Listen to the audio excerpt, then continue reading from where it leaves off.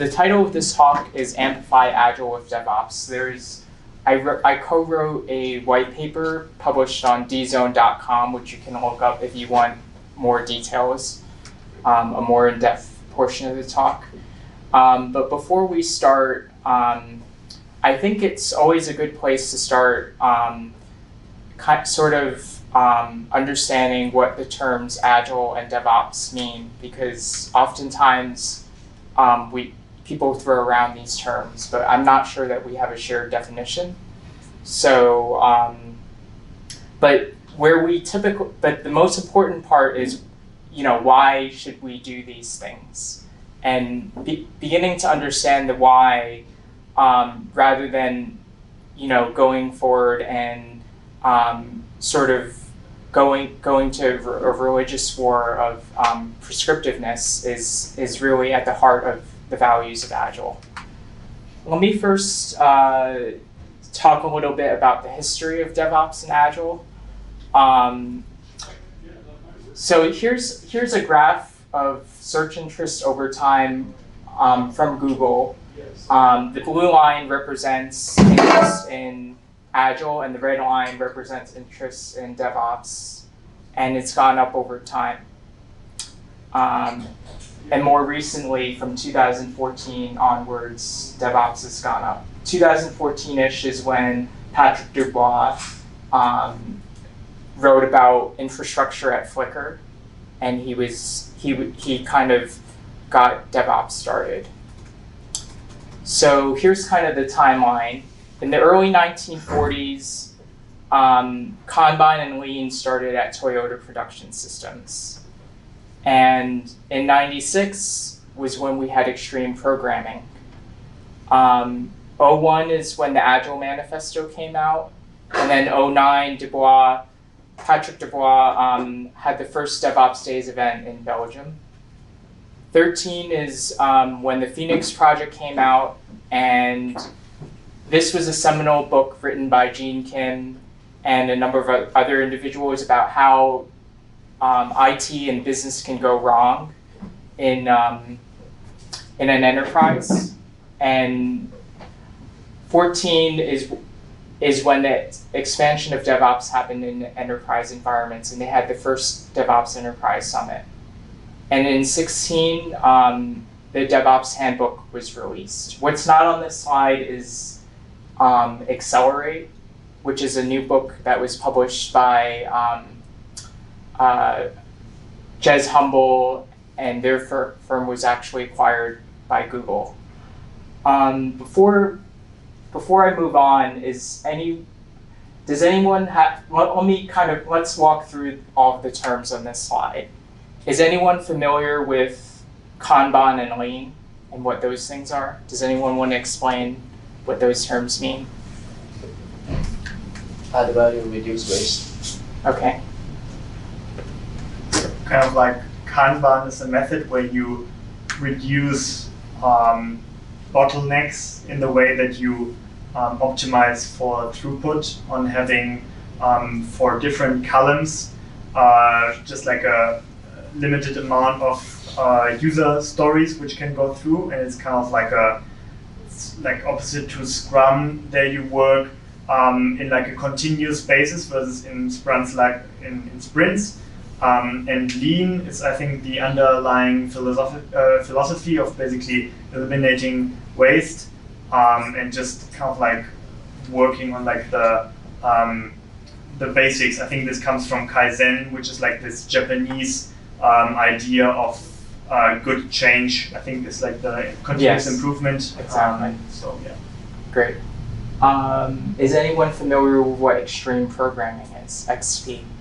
Basically a set of values and best practices for rapid and iterative development in small teams. Right.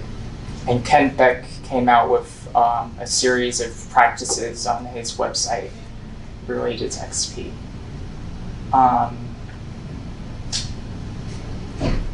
How about, what is the difference between Agile, Kanban, and Scrum? What is the relationship, I should say, and the definitions of those?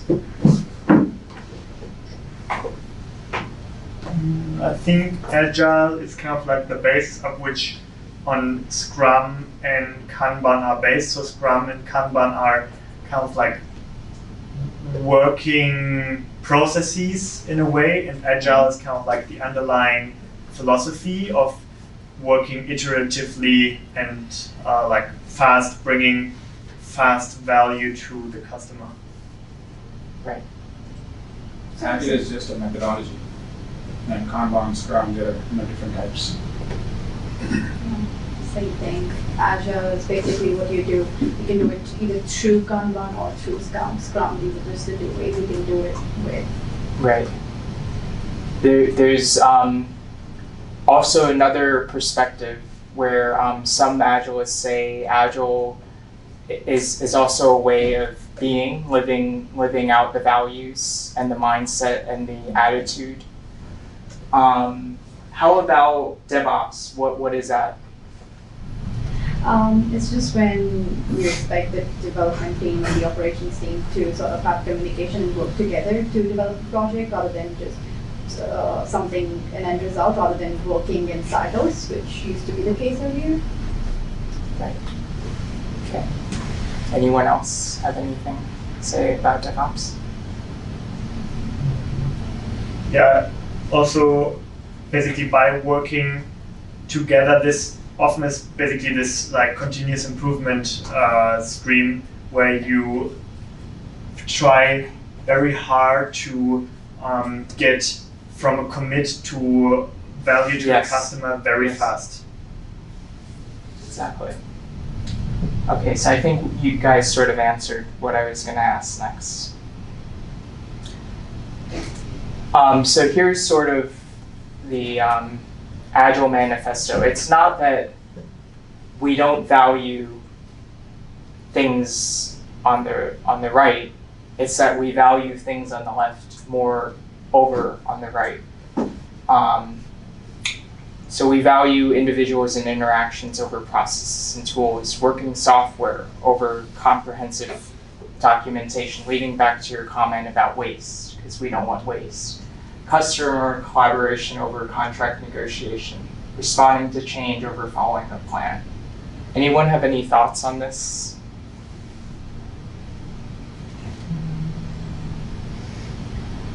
Manifesto. I think it's often forgotten when we get into the nitty-gritty of a project. Get into Scrum or Kanban, and you really get into it, and everyone starts stressing out about the process and how it should be, and start forgetting this, I would say. So how do we not forget this? How do we make this tangible and concrete and memorable, do you think? Have it on the wall, repeat it, talk about it. Manifest it in your processes. What does that mean? So let's say if you make let's say you can do different things. For example, establishing a metric that from a commit until the ready product should not take longer than, I don't know, 2 weeks or something. And this means, for example, releasing every 2 weeks a new product and building the pipeline to do that versus saying we have quarterly releases or every half a year. And basically by building these organizational structures from implementing Kanban or Scrum, of having daily stand-ups where you also collaborate with like your team members and respond to like to change when something is going wrong, then you can basically follow this better, like by putting it in your organization.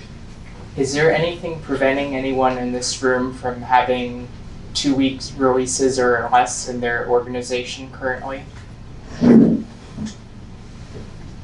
Why is that? Why is it hard I would for say you the guys? lack of automated testing. So QA takes way too long to manually execute all of the test cases to make sure that there are no regressions.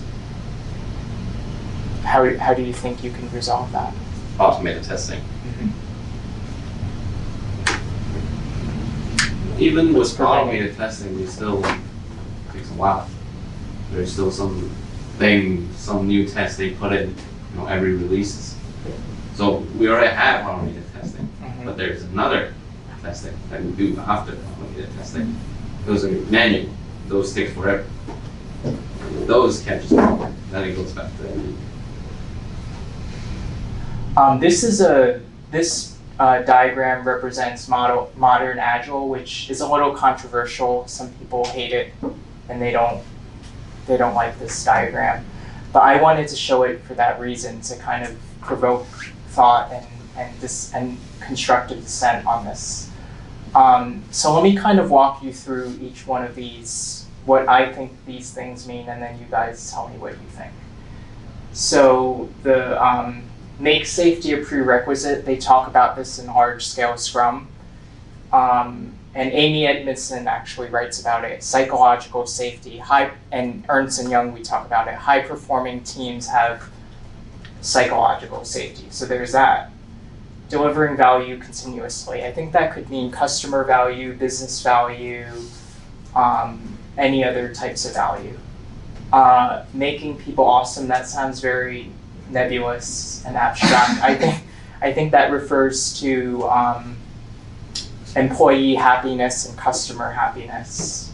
And then experimenting and learning rapidly. I actually have a chart on another slide. I don't know if I have it here, but ThoughtWorks, one of our competitors, actually talks about something called hypothesis-driven development. I thought I had it on here. And what this is about, it goes back to grade school, where we learn how to write scientific hypotheses. Structuring this for each experiment so that it's similar to the concept of a user story. You have a hypothesis, this is the capability, the outcome, and here's a measurable signal. The only downside to this that I can see is that you may have confirmation bias. So, but this is what we use in the consulting world for some of our hypotheses. There's an experiment tracker from the Lean Change Management Experiment Board, Lean Change Management website, where you can track all of your different experiments, and Optimizely has its own spreadsheet, and you can run A/B tests, you can do feature toggling, and sort of run experiments there and see whether it resonates with your audience or your market. Is anyone familiar with what I was referring to when I said, feature toggling and A/B testing? Can anyone explain what those terms mean? What do those different terms mean? So A/B testing is basically hypothesis testing for two options that you have. Usually you have two designs that you want to compare against each other, and then find out which of those two designs perform better based on some metric that you define to actually run the statistical test on. Could also be different marketing campaigns. Could use it for anything, but in the context of product development, it's usually designs. Does anyone know what multivariate testing and then also feature toggling as a separate term?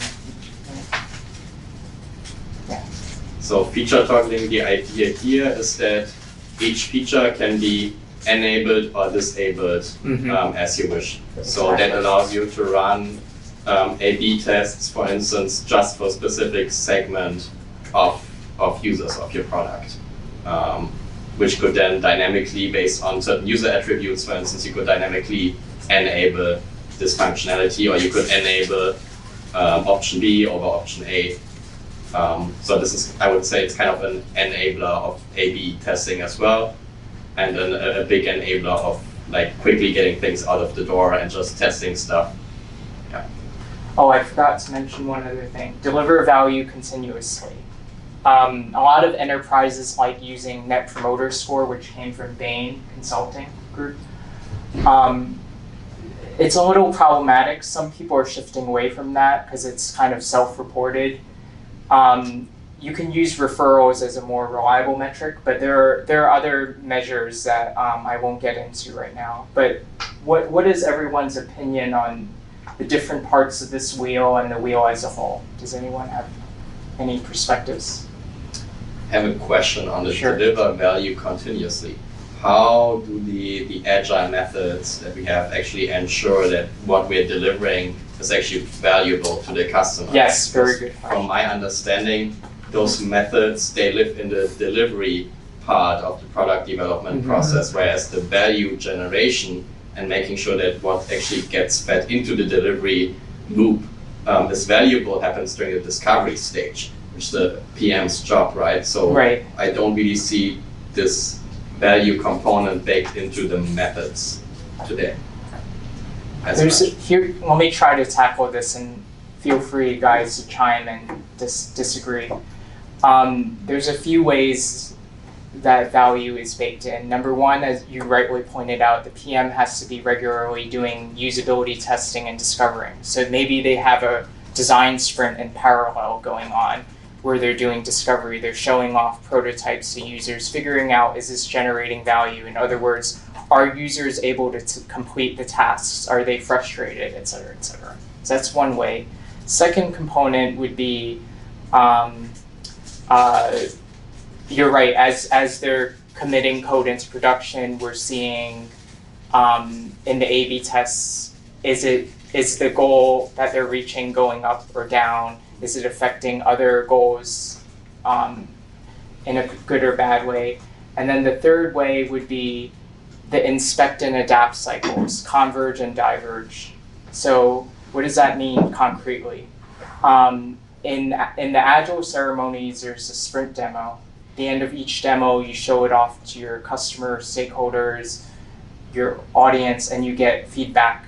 Does this work according to the UAT Gherkin, which is given, when, then? You have your feature scenario, given, when, then. That's the user acceptance testing. And then you figure out, is it delivering value to your business and your customer stakeholders? But maybe I didn't answer, I don't know if I answered your question even, but let's talk about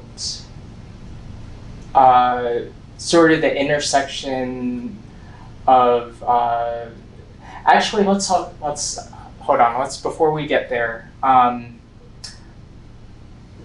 okay, so this is hard to read, I should have fixed this. The blue circle, it says QA, the purple circle says operations, and the orange circle says development, software engineering. QA is quality assurance, obviously. And then at the center, the heart of it all is DevOps.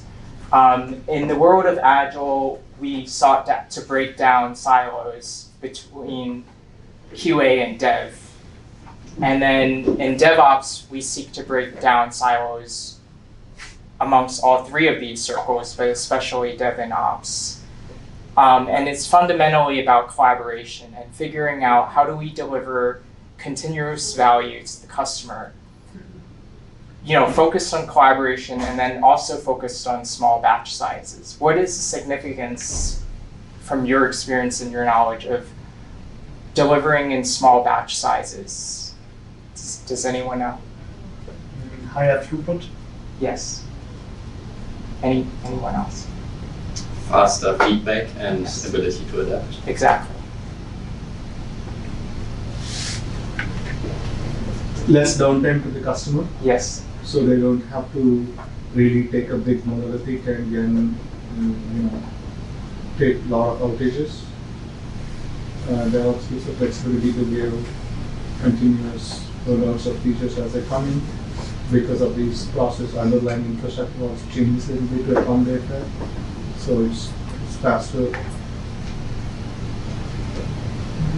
And maybe like to say basically from like the language of like manufacturing, that was like mainly a reduction of inventory, which lays beside the machines. Basically what you said regarding the Phoenix project, which was based on the goal by Gold Red. Some years ago. In Agile, if in lean manufacturing it's breaking down inventory, in Agile, it would be breaking down what? Yeah. Like work in progress. Breaking down work in progress, that's one thing. And then another is breaking down user stories as well. If the user story is too big, you should maybe break it down. So this is DevOps as an anti-pattern. Dev throws over code over the wall to ops. Here is sort of Gene Kim's, this is the closest thing we have to the Agile Manifesto for DevOps. I wouldn't say that it is a manifesto for DevOps. That's a little controversial to say, and a bit of a stretch. But the first way is systems thinking. Second way is amplifying the feedback loops that you guys were talking about. Third way is a culture of continual experimentation and continuous learning. And these are the three philosophies that sort of embody what DevOps is. Does anyone have anything to say about what is systems thinking? So I'm assuming that, let's say you develop something in your environment and you kind of push it into a production, and these two systems are separate. How do you bridge those in terms of delivering that from a development environment to a production environment? How does those systems sync? Any other perspectives? It's mainly looking at like systems, how they like influence each other. Right. And like which effects they have on each other. Exactly. Any other perspectives on systems thinking? We talked about amplifying feedback loops. Oh, by the way, are there any other ways that we can amplify the feedback loops other than what we mentioned earlier that you can think of? What about having blameless postmortems or retrospectives? Would that amplify the feedback loop or no?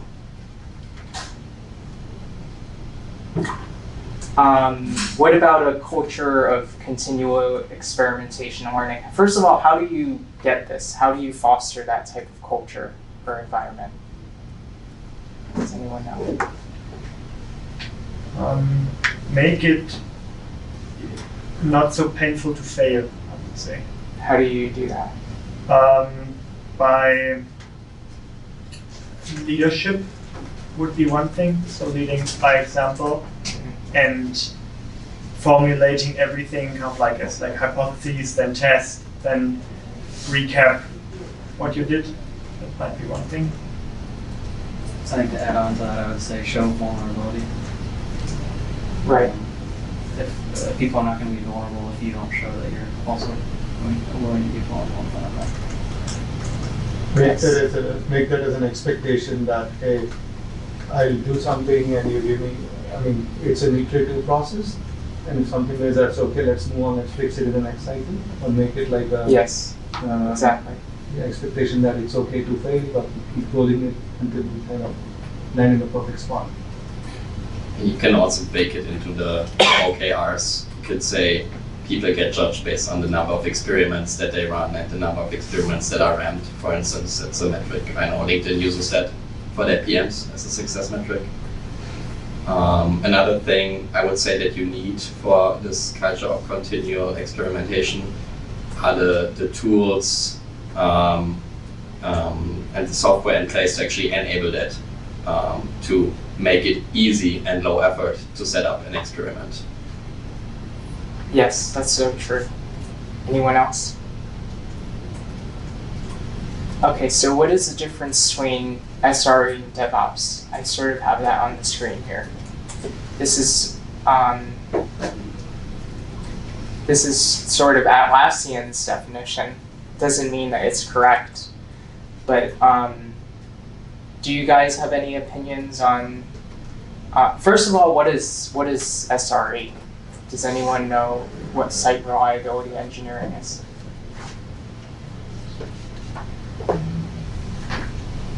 So like their whole job is to make sure the site doesn't go down? Exactly.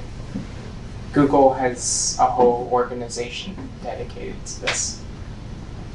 Operations, incident response, postmortems, and monitoring events alerts, capacity monitoring, focusing on reliability. Here the Atlassian is saying DevOps' primary focus is on delivery speed. Any opinions on what is on this slide? In case you can't read it, DevOps, delivery, release, automation, environment builds, config management, infrastructure as code. Oh, question. Sure. Why is DevOps needs to know infrastructure as code? Or how is infrastructure as code a part of DevOps? How does that contribute to, not making devs throwing codes over the wall? How does that have to do with DevOps? That's a very good question. This is technically from Atlassian. They're saying that it has to be. There is no has to be frank. So I wouldn't say that there's any prescriptiveness to it, but you have a valid point. Yeah. Anyone have a response to what he just asked? I would say probably to be able to quicker and fast adapt to change and make it not so costly, because if you have your infrastructure as code, then you can quicker change things, like when you have like new requirements, versus if you have your infrastructure like real hardware, then it's like much harder to change and much more costly. I think it's in line if you say that the primary goal of DevOps is delivery speed or the focus. Then if you think about a use case like tenant onboarding in the enterprise world, where you have a new customer who gets like their own version of the product, so to say. So there's a bunch of database schemas and backend systems that are created especially for this customer. Then having that as code, this infrastructure that needs to be created, makes a lot of sense, because it reduces the manual error, it increases the delivery speed in the end. So I have a question. Yeah. So do those both roles exist together in a typical DevOps type environment? I mean, I understand there are certain differences, but typically do they hire SREs and DevOps teams? Are there two separate teams, or supposed to be, because SRE, the first bullet point says operations, and DevOps also is supposed to do Yes. kind of operations, right? I'm just trying to understand from the cloud. It depends from organization to organization. Our organization doesn't have SREs, but what is everyone else's organizational experience on this? I would like to learn or hear from the folks as well. We just have operations and they do both. They do both SRE and DevOps. Yeah. What I've seen on the market is either one or the other. Yeah. But that's just what I've seen. I don't know anyone else has a different experience. We have both. You have both? So Yeah, explain. So we call it as a PE, it's a production engineering instead of a study, and then we have DevOps. What do they do? What's the split? The split is actually the PE that handles actually the deployment in the prod. Okay, and the rest of the environment is taken care by the DevOps, like release, stress, that stuff. Would you say it aligns with that slide pretty well? Your P's do the left? Not exactly. Okay. What's That the depends. Yeah. Because I think in his word, PE is more like a production, who's touching the production environment, Yes, only. versus the DevOps can touch integration, The rest of the stuff. testing, staging environments, rest of the stuff. Rest of the stuff. Okay, so is anyone familiar with the term service level indicator, service level objective, and service level agreement?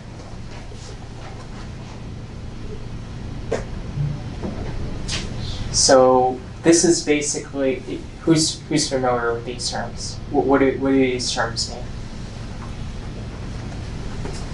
At least I'm familiar with the SLA agreement. What's an SLA? So that's typically an agreement you have with, or for us, it's an agreement with a customer that says this is how we're going to work together, and then all of your agreements with them will sort of align with this SLA.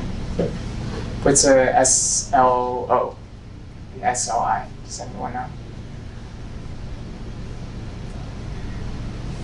Okay, so this is sort of like the OKR DevOps. So SLO is, for example, 99% of the time blank. This is the goal of the performance for your system. And SLI is a core measurement of the performance. So customers can log in and view their data.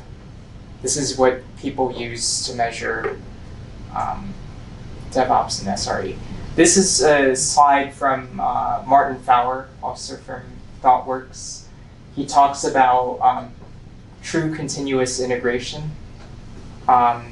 These are the sort of his 3 criteria. Number 1 is every developer commits at least daily to the shared main line. Number 2 is every commit triggers an automated build and test. Number 3 is if the build and test fails, then it's repaired within 10 minutes. Very few organizations actually live up to all 3 of these. Any comment on this slide? Why does it need to be 10 minutes? I have to go over the blog post again, but it didn't. If you lose, that's a good question. It depends on the industry, I think, right? Because if it's a mission critical, like hospital or financial services, you could be losing lives or dollars. That's just for building and testing, right? Yeah. That's not in production. So That's It's not like it says fix in 10 minutes. Fix in 10 minutes. I get it. I didn't see. I have to go over the blog post again. I didn't see an exact explanation. I mean, if you're dealing with continuous integration and everyone's working off the same branch or working off trunk, and then your build fails, then you suddenly have a bunch of software engineers who cannot, or a bunch of people who cannot tell if what they're committing actually builds, right? Because suddenly that's failing. So you're all, every time you commit, it starts a new build, but suddenly it's failing because someone else committed something that caused it to fail. Then you have to wait until that's fixed until you can actually do something. So you really should be fixing it either by reverting it or fixing that build as soon as possible to not waste other people's time. Anyone else? So Agile and DevOps, the similarity is really values the culture of collaboration piece, which is all about cross-functional teams.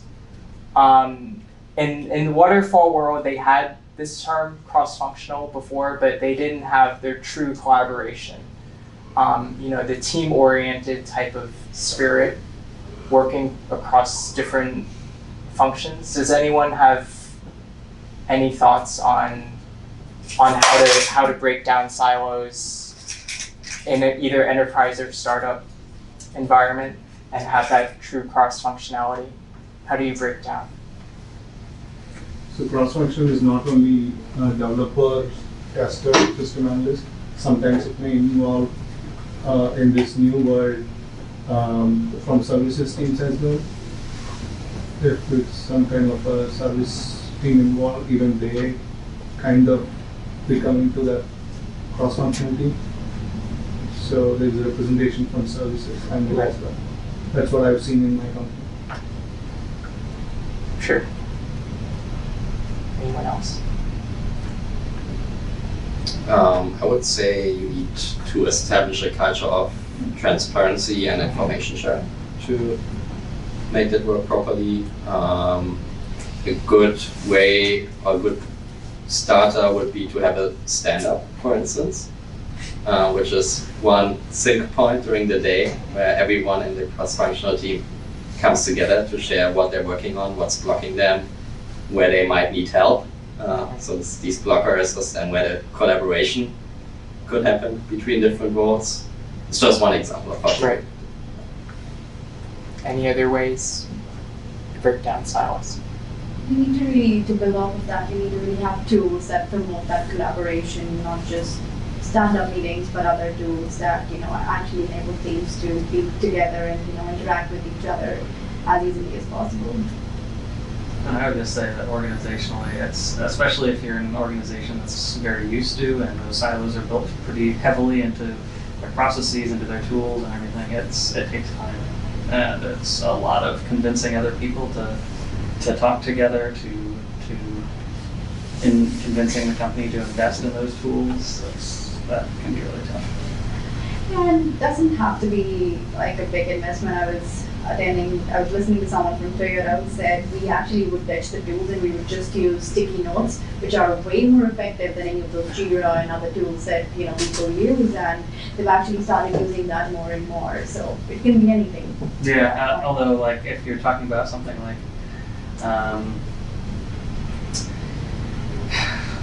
if your organization is built such that you have these silos and you want these people to work together, but they have some other manager that's trying to direct them to do something else, that can be really tough. And the organization, the way it's built and how they structure, that can really be a hindrance on. Yeah, organization structure is important. Another comment: co-locate the teams if possible, because if you have distributed teams on a product, collaboration becomes 10 times more difficult, I would say. And then sticky notes won't cut it anymore. You need really, really good tools and processes. So how do you work? How do you improve collaboration if they're distributed teams? How would that work? So that's a very good thing. I'm working on that right now. For the most important critical design, we'll have everybody flying, at least for the major section. And that's the only way to collaborate. And the most effective way is to be in the room for 2 weeks and work as a team. And after that, everything is entered into Jira or whatever. And then everybody goes back and continue. So for the most critical stuff, it has to be that way. I mean, depending upon if it's a major architectural change, which is going through this, probably like 2 weeks in every 6 months. What would happen if you didn't have that as an option, though? What would you do? Tools. Curious. Anything else?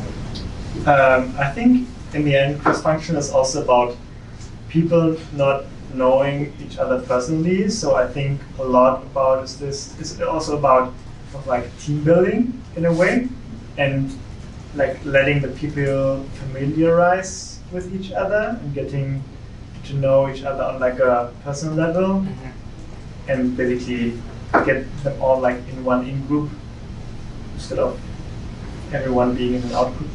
Right. Anyone else? Okay. So, yeah, I need to fix that. That says DevSecOps in the center. And the reason why I included this slide is because I gave this talk at Product Camp and someone raised their hand and said, why don't you have anything about security? Did you guys forget about security? So what do you guys, anyone have anything to say about DevSecOps and how we can bake that into the process within DevOps as product managers or DevOps engineers? So I'm not super familiar with our pipeline, but we know that we have like some automated security checks in there as well. There's like tools out there that check against databases and all the packages and different versions that you're using, and will alert you if there's a known security issues with any of the dependencies, for instance, that you're using. What are some of the tools that, from your experience, are proving to be effective? I forgot the name, sorry. I just know we have this step in the pipeline. I don't know what tools we actually use. So they use tools like code scanning, vulnerability scanning, static analysis, dynamic analysis, and those will be part of the pipeline. And that's how the DevSecOps gets integrated into the overall DevOps. Okay, so there's a couple of layers with Dev and Ops collaboration. There's the team culture layer and the organizational culture layer. On the team culture layer, you have a shared responsibility. You have continuous feedback, automation, and building quality, and a lot of these things you guys talked about earlier. Organizational culture layer, you have no silos and autonomous teams. Okay, you guys had talked about transparency, making work visible, and that could be through Kanban boards. Here's an example of an information radiator from Pearson, where they had monitors everywhere that displayed critical sources of information, different KPIs for their ops teams. This was done by my co-author, where we wrote a paper on this. So, does anyone have any experience having information radiators in their company, and what types of information did they display on their monitors? We don't have it, but I think kind of like screens where you have like graphs and what is going on is like a good method of like very important like metrics you want to track of like how many commits got released last week and how many important things are in the pipeline and like system load and stuff like that. Anyone else? I guess my question would be who the audience for that is. Is that the team? It's supposed to be not just for the team, but for everyone in the company. It's supposed to be able to see this. So it's displayed all. What are you doing? Well, you could just have one for the team, yes, but there's also supposed to be one for the company as well. Yeah. Yeah, because typically, at least in my company, you have very different dashboards and information which you give outside the team versus inside the team. Yes, you have both. Yeah. Anyone else? Okay, here's just another example of a Kanban board with a defect triage process. We talked about how batch size influences cycle time, so we won't go over that. What is the difference between actually lead time and cycle time? Do you guys remember? The difference between lead time and cycle time. Do you guys remember this?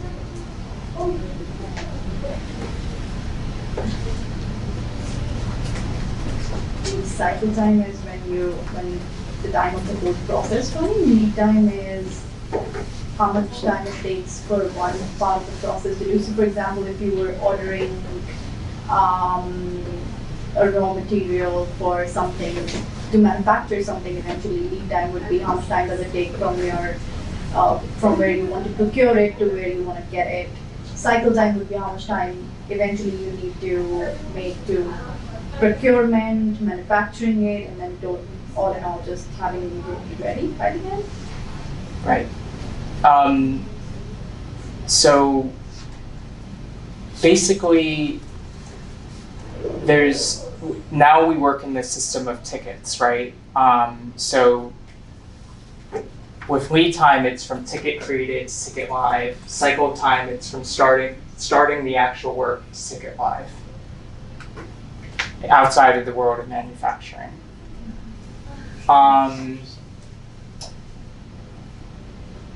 So here's just a slide from Don Reinerson. He wrote Lean Product Development. He talks about optimum batch size, and another way to reduce WIP and improve flow is to as you guys rightly pointed out, decrease the batch sizes of the work. So it could be the user stories, designs, code tests, and any other work items. And then, as you guys also pointed out, small batch sizes then go through the system more quickly, throughput, and less variability, and then the learning cycle goes up. Learning is much faster, rather. And then there's reduced variability. And then as a result, we have less of a cost for delayed feedback. We have less inventory delay. We have less value delay. And then the transaction costs also goes down. So that's the case for batch sizes and cost.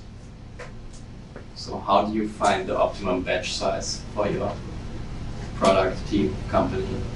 Ideally, you would look for something that has a low holding and transaction cost, and also, I'm not really an expert on this because I didn't study economics, but I took Don Reinerson's class. The holding costs should be as low as possible, and the transaction cost should be as low as possible.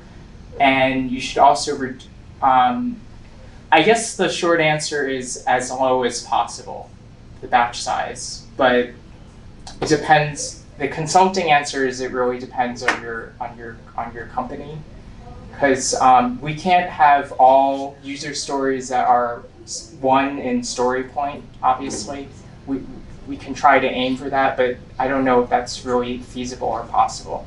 But what does everyone else think?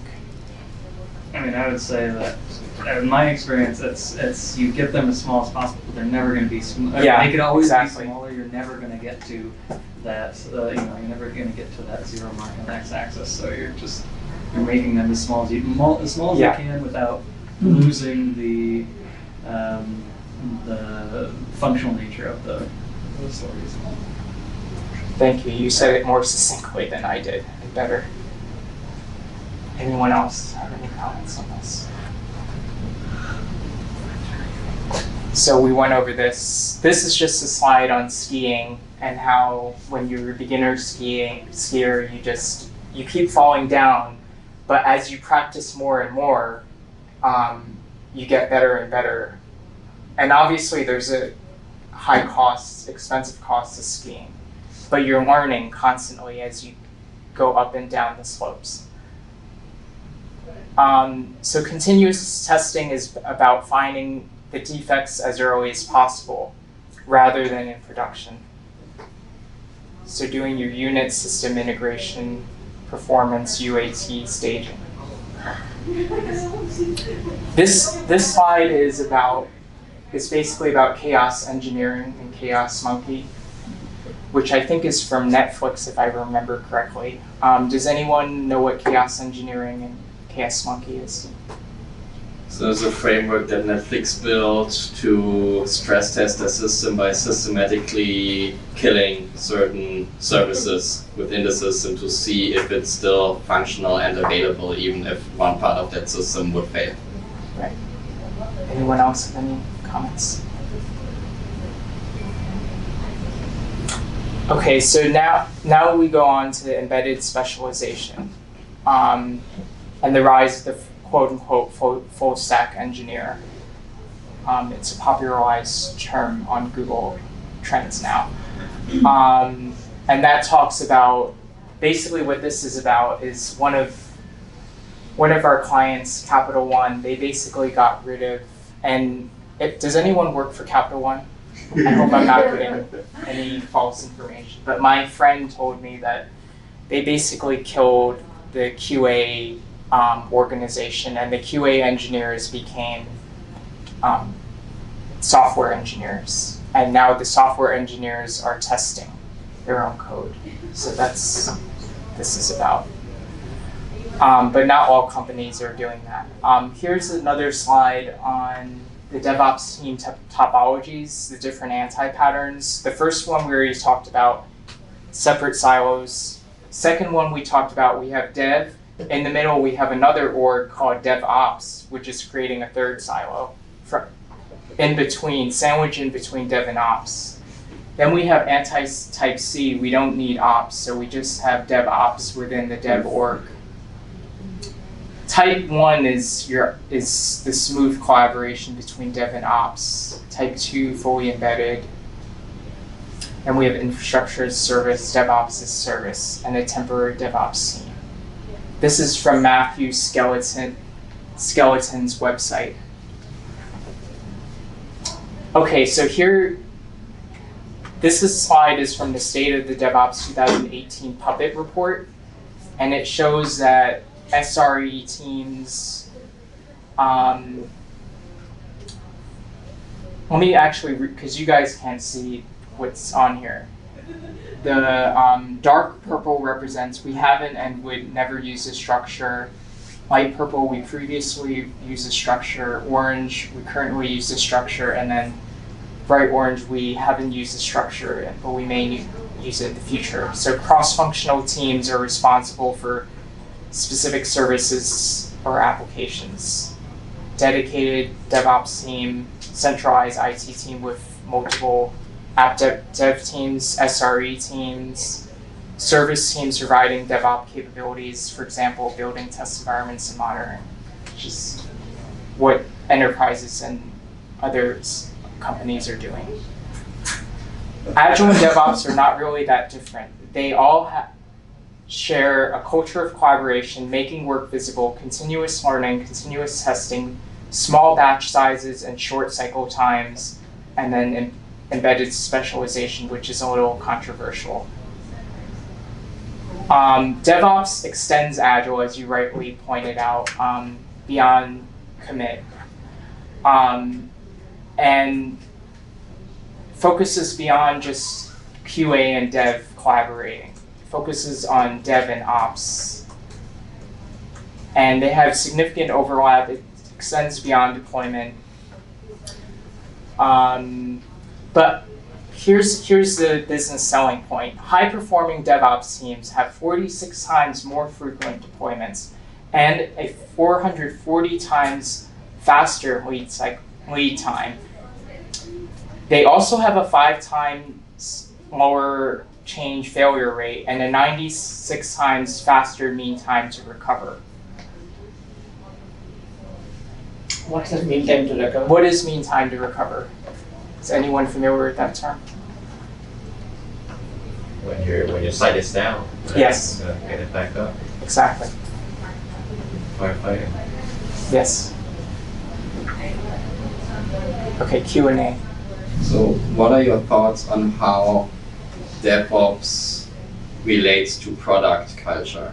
Like how do they, what's the relationship between those two? Like if you look at an organization that doesn't have DevOps versus DevOps, how does a product team operate differently?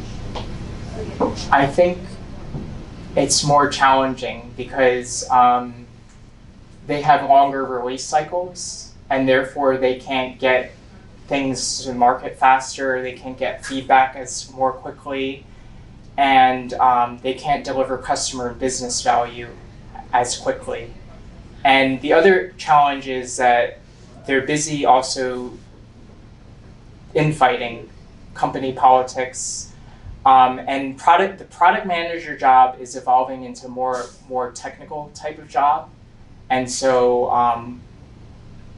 at least at EY, it's become more that way. And so I guess future product managers are going to be more and more technical, and they're going to be there may be an expectation in the future that they have experience working in these types of environments, whether it be Agile or DevOps, or having experience with CI/CD pipeline, Jenkins, etc. But maybe not. But that's EY's take on it. We think that that's what's happening. Okay. Any questions? I don't know if I totally understand, or to me, DevOps is essentially a more specific solution to an Agile mindset. So to me, I feel like there isn't really a section that's even outside of Agile. It's just a specific solution to an Agile mindset. Yes. No, that's fair. I don't disagree with that. Any questions? Where is the first point where you need to start in an older organization to transform it towards DevOps? That's such a good question. I think the first point you start at is what is the problem that we're facing and what is the ultimate goal? Why are we doing DevOps or Agile? And you have to make that benefit really clear to leadership and get their buy-in. And they have to rally around that. That objective needs to be crystal clear. Otherwise, it becomes a religious war. and a battle. And I think that's the first step, figuring out with the leadership what the objective and the problem is. And when you have the objective, where do you start in the organization changing something? As high up as possible, to be honest, the CEO, but if not, then the CIO or CTO. They need to go. That's what you say? I wouldn't put it that way, but eventually, yes, to be honest, because at Capital One, that's what happened, to be honest. They were originally ING Direct and they were acquired by Capital One. They actually fired all the people who were too businessy or didn't have Agile experience. They were all fired. I'm not joking. I'm actually serious. And then they were replaced by other people who had that mindset. I'm not suggesting you guys fire everyone, although that has happened at some of my clients. But if they can change their mindset, you don't fire them. I don't know how to. I'm not selling this well. How would you guys put it? How do you say this? I don't know how to say it. Basically, the leadership mindset has to evolve and change. They have to be adaptive and willing to learn these new things. Otherwise, yes, I'm sorry, they do need to be fired. I don't know how to say it in a consulting way that is nice and political and feels good. But that's the honest answer. Okay. My colleagues at EY would say it more nicely. So I mean, I would say that it's totally possible to have change. I mean, if you have a good company culture and they're already willing to change, I think that's totally possible. Okay. So convince leadership and fire the people who don't agree. Well, I wouldn't do it that. I wouldn't put it that. There's people who are willing to change, and there's people who are resisting and fighting, and they don't want to change. Right. And then you help them find other jobs and give them a nice severance package. I would say that you want to find out why they don't agree. Maybe they have good reasons. They may have something good reasons. you're not thinking about. And if not, maybe you just figure it out and then convince them otherwise. But Alistair Coburn, the inventor of Crystal, one of the Agile flavors, he said that I can't change anyone except myself. He said that it's impossible to do that. So I don't bother, he said. And I subscribe to the same philosophy. I can only try to, as you said, figure out what is the reason why I want to change, and then try to work with them. To align Agile with their agenda. But if it doesn't, then I cannot force people. And this wouldn't have helped in Capital One, right? Because they just lacked of engineering. Originally, they lacked the engineering talent. Now they're one of the top leaders in DevOps, Agile. They're a good place to work for too. Yeah. If you're not QA. If you're not QA, yeah. But I think most of the QA people, they figured out how to code, and they're doing fine. I think you could become a Scrum Master too. You don't need to just code or some other job. So maybe there's homes for other people. They try to, like at JP Morgan Chase, yeah, they were gonna fire the demand management people, but they give you 90 days to re-interview for other jobs at Chase. Yeah. I don't want to scare anyone, I'm sorry. I feel like I'm scaring people. I don't want to fire people.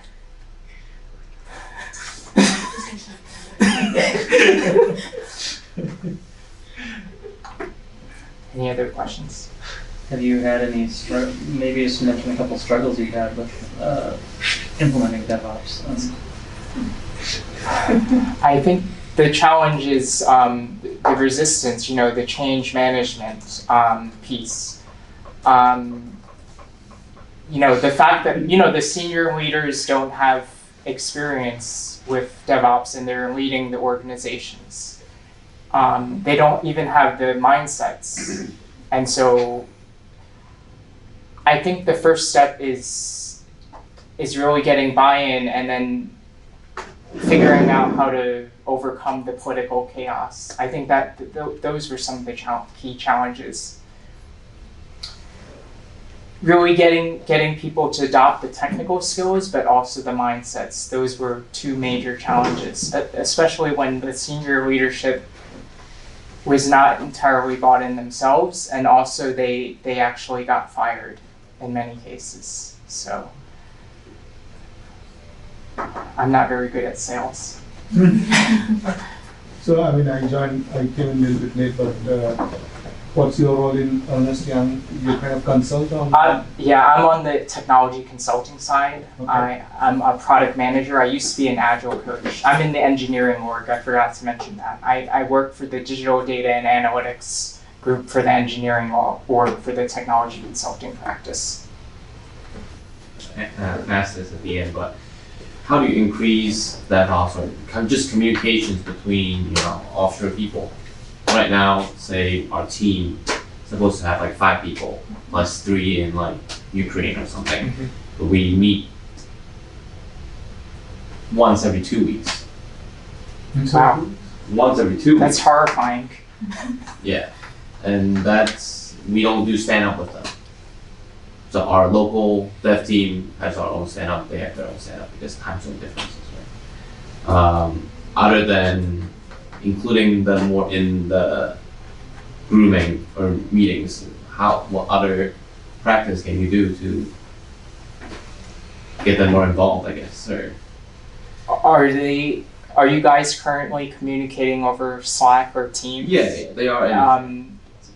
So you said there's a time zone difference. There's no way you guys can one group meets at night sometimes, the other group meets in So that's why in we the have mornings. one every 2 weeks, is because the difference is so big. Can you increase it like one ceremony What at do a you time? think is the right? Could you add on like include them in the backlog grooming for one? Try adding one ceremony at a time, a retro backlog grooming, so that it's not as painful. Try it out. What do you guys think? You could also have asynchronous stand-ups. So there's a Slack bot, which I think has functionality Oh, built great. in for that. If you already use Slack, then that would be kind of an easy way to increase the information sharing and transparency.